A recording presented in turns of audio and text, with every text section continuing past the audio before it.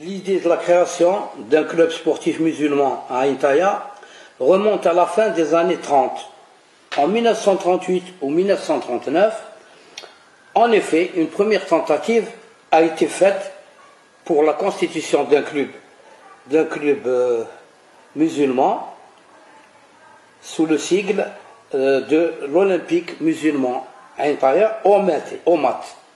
Mais cette tentative s'est heurtée à l'opposition de tant des dirigeants du club européen, l'USAT, qu'à la municipalité de l'époque. L'avis défavorable émis par les autorités communales a entraîné le rejet pur et simple du dossier par la préfecture. Les promoteurs de cette première tentative étaient messieurs Bouziane Ahmed, Ben Farhat Mohamed, Reba Chaban, dite Chaban Ammari. En 1946-47, les démarches pour la création du club sous la dénomination d'entente sportive Ain Taïa ESAT ont abouti après maintes tergiversations de la part des autorités locales. Il est vrai cependant que la municipalité, élue à la fin de la Deuxième Guerre mondiale, comptait en son sein quelques membres, un tant soit peu libéraux. Néanmoins, il a été quand même imposé 2 membres européens dans le bureau de l'association. Les raisons étaient évidemment claires et compréhensibles. Les promoteurs de cette dernière démarche étaient Bouziane Ahmed, Farhat Mohamed, Rebah Chaban, dit Chaban Ammari, Ben Farhat Hamidou, Boukeroucha Boujma dit Tayyib. L'association agréée par la préfecture, le premier bureau a été composé comme suit, étant précisé que sa composante, hormis les 2 membres européens, constitue les membres fondateurs du club. Président Bouziane Ahmed, secrétaire général Ben Farhat Hamidou, trésorier Ben Farhat Mohamed, membre Boukeroucha Boujma dit Tayyib, Reba Chaban dit Chaban Ammari, Ben Farhat Ali, Ben Farhat Ahmed dit Omar, Lekhal Mohamed, Safraoui Ahmed, Kelloul Saïd, Tallash Abdelkader, Moqdad Saïd, Ben Farhat Rabah, Campillo Joseph, Cervera Rafael, les 2 Européens qui ont été imposés par les autorités locales. Le club participe pour la première fois au championnat de la saison 47-48 en 4e division. Les équipes seniors sont engagées. Équipe première, équipe réserve. Les moyens financiers n'étant pas disponibles à l'époque pour l'achat des tenues sportives, des chaussures également, les responsables ont eu recours aux bienfaiteurs qui pouvaient aider le club, et c'est ce qui a été fait pour pouvoir démarrer cette saison en championnat. Les joueurs de cette équipe étant d'un niveau élevé, de bons joueurs techniciens, l'équipe, dans un temps record, à peine 6 années, a accédé de la 4e division à la 1re division, l'équivalent de la D3 amateur actuellement. Entre-temps, des jeunes qui étaient en âge de pouvoir signer une licence de football ont fait la demande aux dirigeants pour la création d'une équipe junior, mais les dirigeants n'ayant pas refusé cette demande, leur ont répondu qu'ils traversaient une crise financière aiguë et par conséquent ils ne pouvaient pas faire face aux dépenses pour l'engagement de cette équipe junior. et leur ont fait la proposition de contribuer de leurs propres moyens. Ces joueurs ont répondu par là, oui, ils sont engagés et ont même tenu leurs promesses.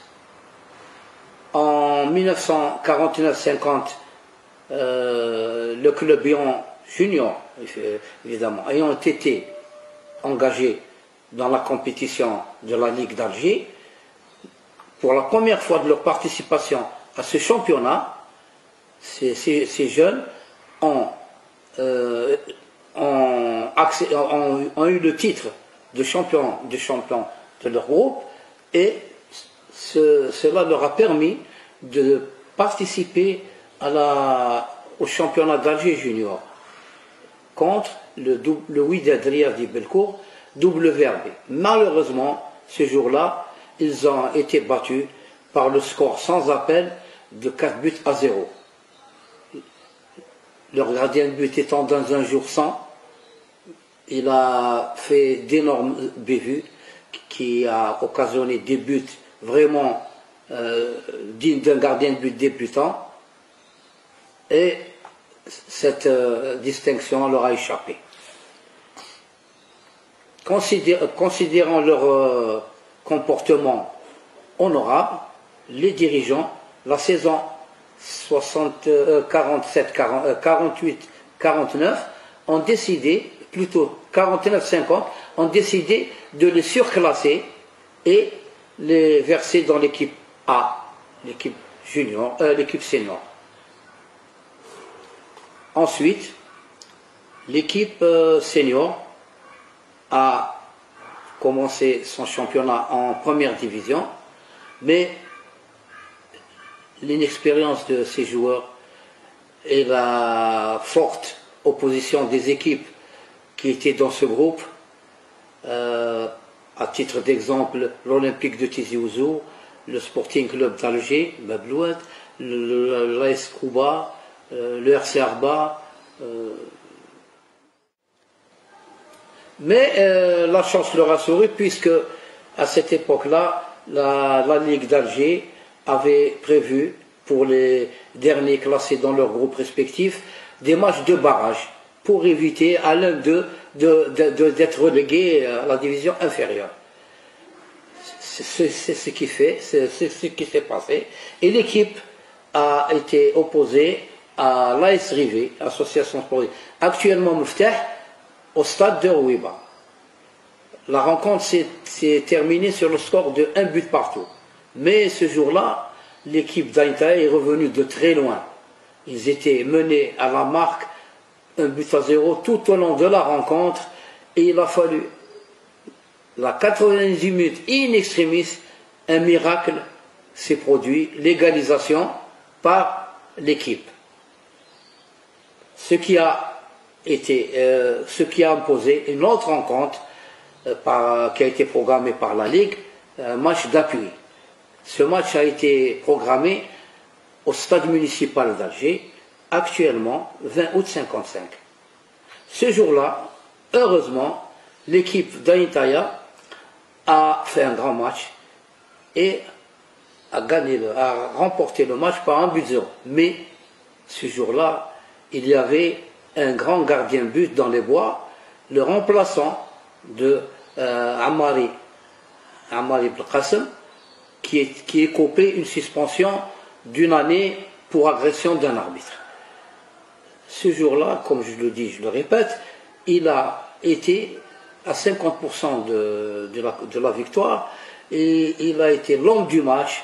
Il a annulé toutes les actions de but de l'équipe adverse.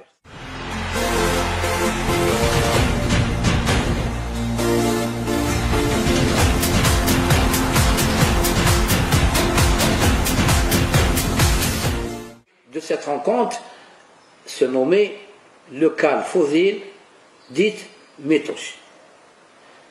En 1955-56, l'Entente a repris la compétition dans le championnat, toujours en première division.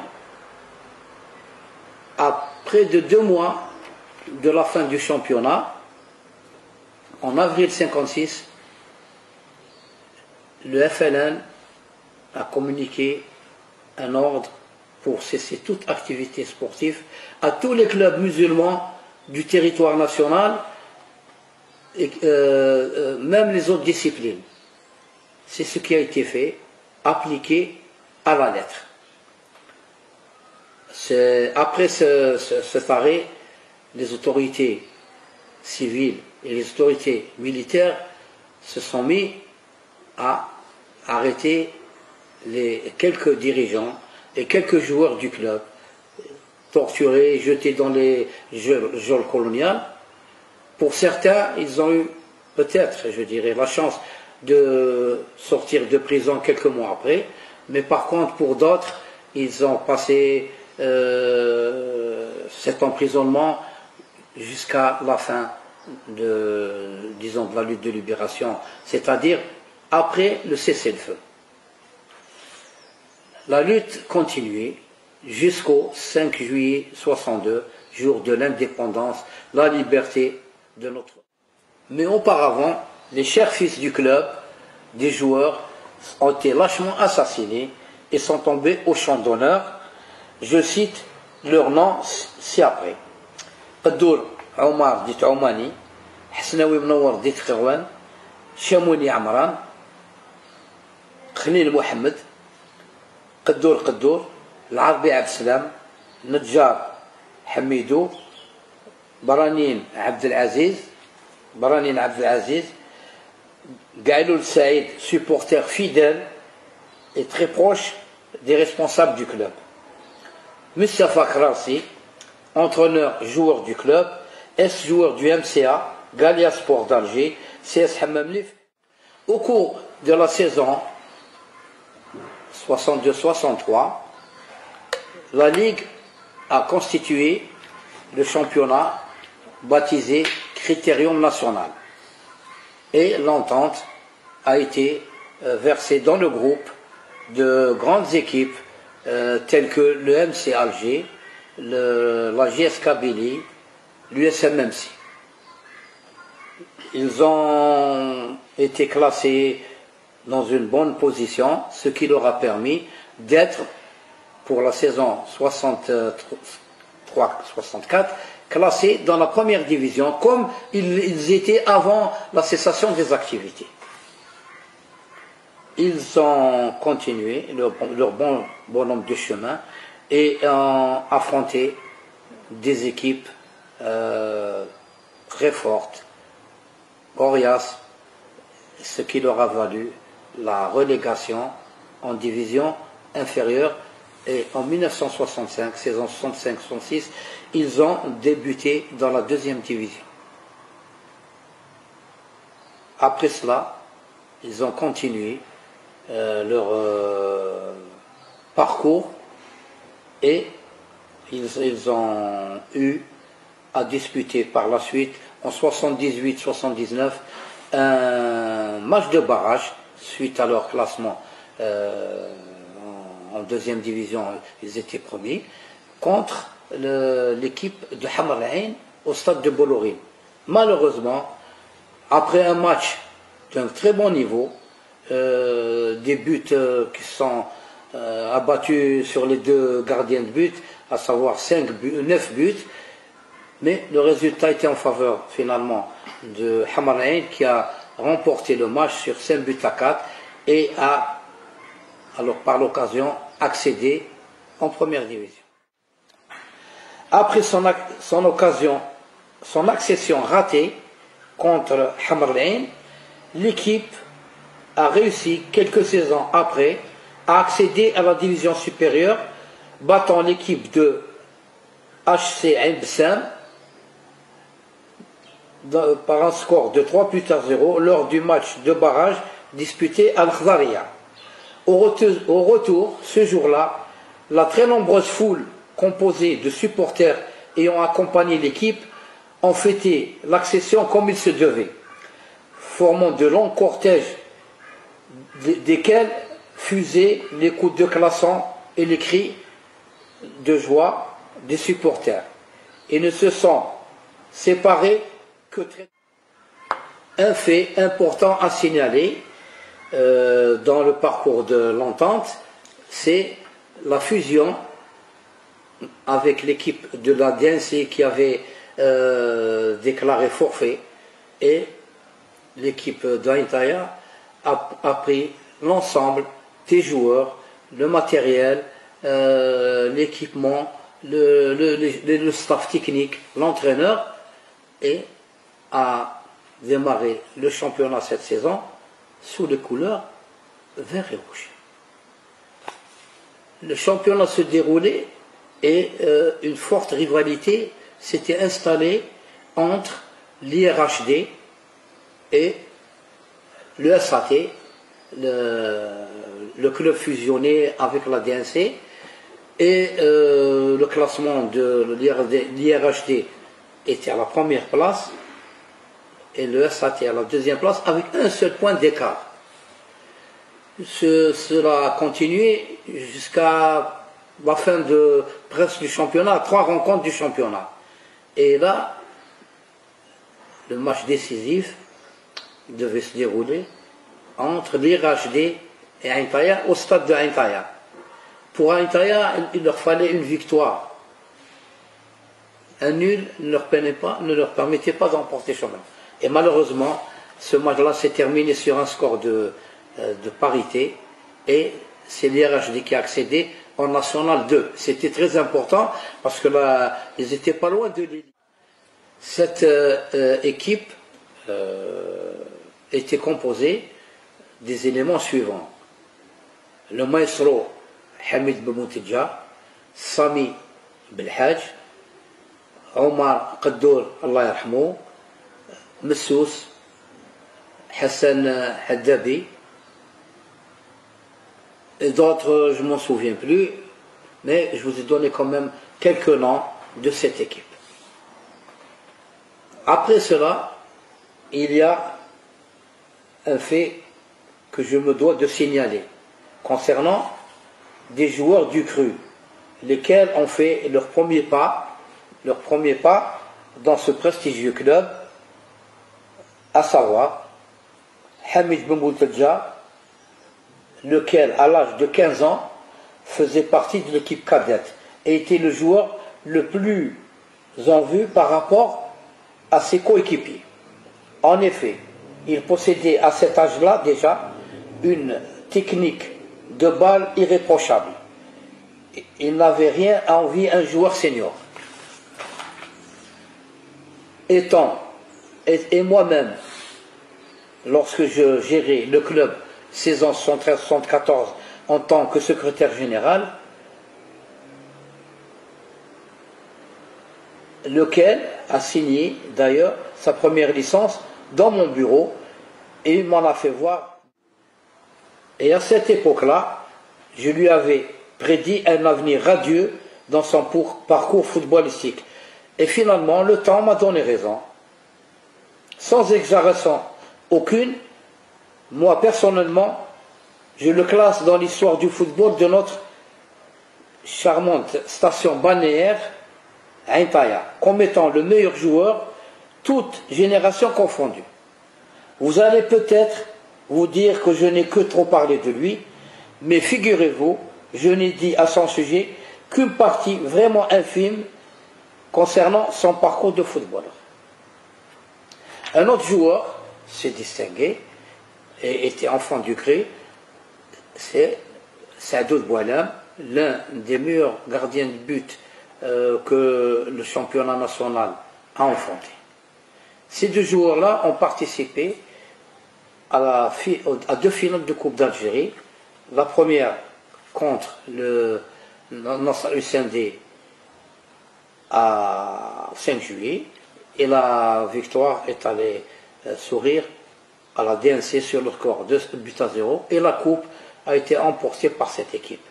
La deuxième finale contre le MCO au stade de Batna, mais hélas ils ont été battus sur le score 2-1, et la coupe a rejoint la ville d'Oran. Un troisième joueur du CRU, c'est-à-dire du club, Hamar Hadjazi, a signé une licence d'une saison ou de 2 dans un grand club, à des supporters nombreux, un grand club, et a été joueur sous la baguette de l'entraîneur regretté Hamid, Abdelhamid Kermali, qui était un ancien joueur professionnel en France et qui a rejoint les rangs de l'équipe du FLN en Tunisie lors de la Révolution, notre glorieuse.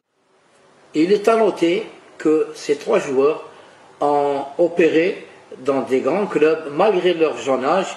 Les deux joueurs cités en premier, à savoir Hamid Bouboutildja et Saad Boualab, ont fait partie de l'équipe de la DNC.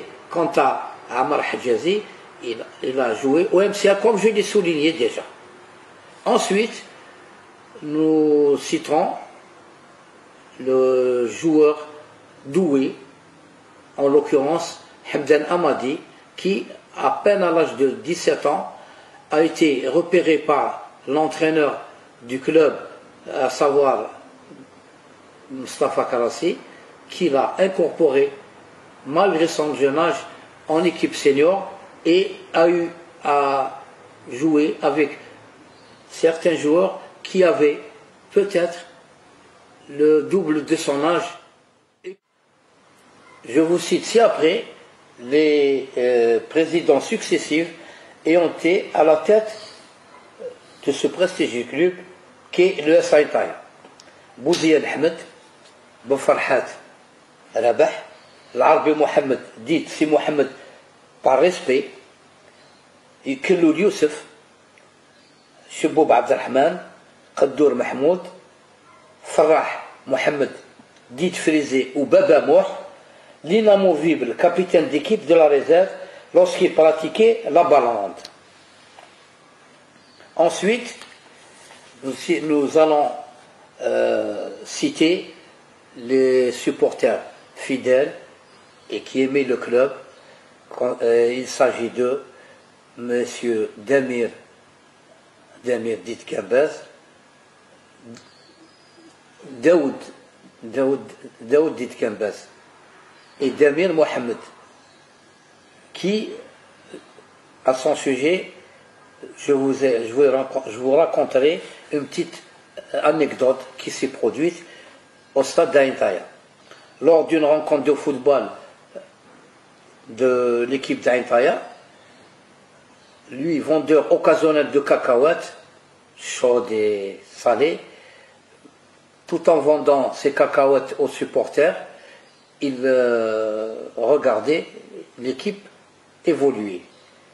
Et une fois, face au grillage, un but a été inscrit par l'équipe. Lui, dans son enthousiasme et la joie indescriptible qu'il avait gagnée, n'a pas pu maîtriser ses nerfs et a jeté en l'air son sac de cacahuètes sans se rendre compte, et ces cacahuètes sont volatilisées en l'air.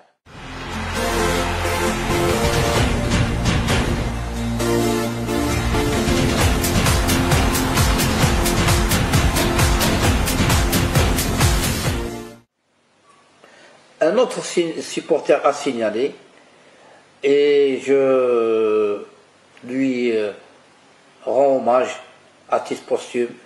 Il s'agit de Ami Mohamed Boussena, très proche des dirigeants du club et fidèle et amoureux supporter de l'an. Cette photo a été prise en 1950 lors d'une rencontre disputée dans un tournoi organisé par le club de Cap Matifo,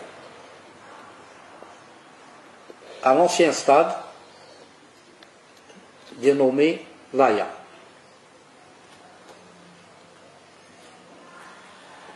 La suivante photo a été prise en 1965, saison 65, au stade de Senia, ex-Ménerville.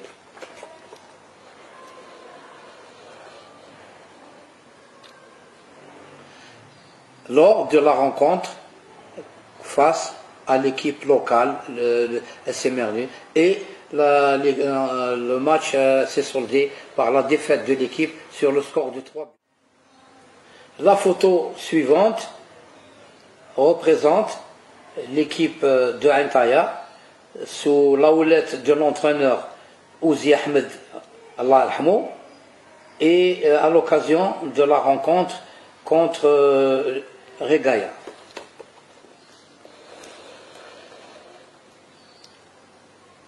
Rencontre qui s'est terminée sur le score de 2 buts partout en 1965.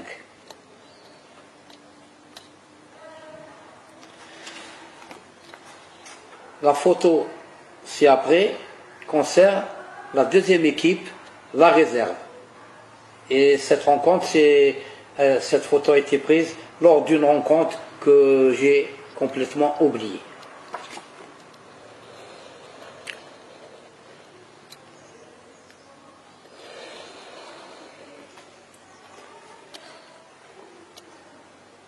Celle-ci représente l'équipe lors du fameux match contre le MC Fondouk qui s'est déroulé à Intaya et qui a été remporté par le SAT sur le score de 1-0, saison 73-74.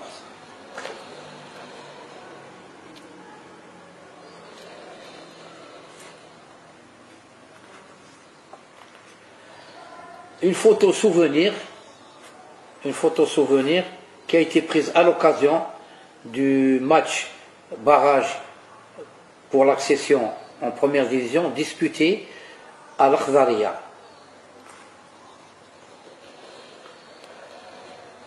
Et à la suite duquel Intaya a accédé en division supérieure et a battu l'équipe adverse, le HC Haïbsam, sur le score de 3 buts à 0.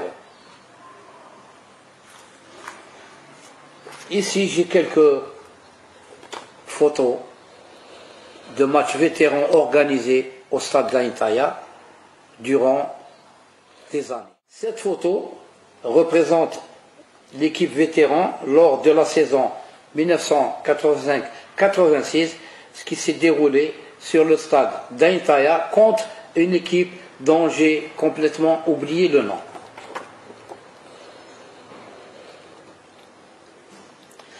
Sur cette photo, vous allez remarquer un petit enfant.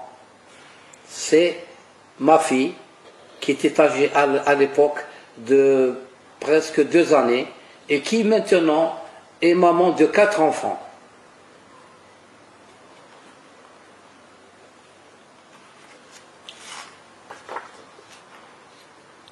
Cette photo me représente lors d'un match vétéran disputé sur le stade d'Intaya, et comme vous pouvez constater, je suis en plein acte. J'adresse ici une pensée particulière à la mémoire de feu Boussaber Mouloud, talentueux joueur qui a fait des beaux jours de l'équipe d'Intaya et fut un grand entraîneur durant de nombreuses années.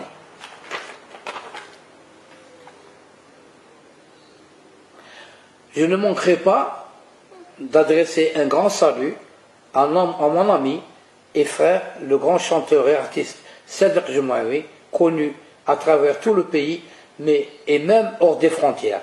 Il était le chef incontesté et à l'origine de la création du groupe. Une pensée également va vers le grand joueur qui a fait le beau jour de l'entente, à savoir Mousfaï Saïd, dit Zato, et avec lequel j'ai eu l'occasion de disputer pas mal de matchs. Ce fut un joueur exemplaire, il aimait gagner et jouer très intelligemment et avait une technique. Je ne manquerai pas d'adresser mes salutations les plus chaleureuses à la famille du regretté défunt Ben Farhat Hamidou, secrétaire général du club et membre fondateur de l'entente durant de longues années, et lequel m'a aidé et à me donner, à communiquer des informations importantes, très crédibles, précises et véridiques. Ensuite, j'adresse mes remerciements pour l'administration de la bibliothèque municipale d'Ain Taïa et à sa tête M. Oudni Ibrahim, qui nous a gracieusement permis d'occuper les lieux en nous offrant tous les moyens pouvant nous permettre de mener notre mission à bon port.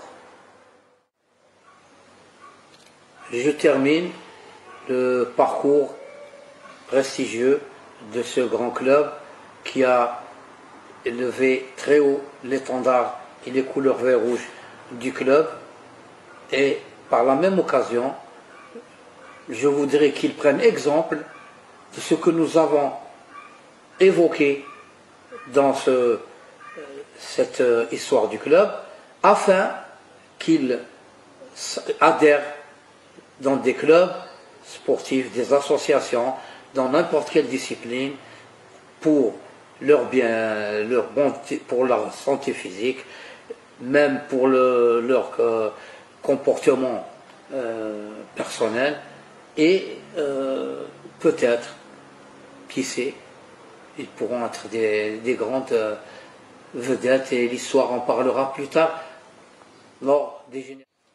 Vive l'Algérie libre et indépendante, gloire à nos shuhada, wassalamu alaikum wa ila al-liqa wa muqabalat ربما في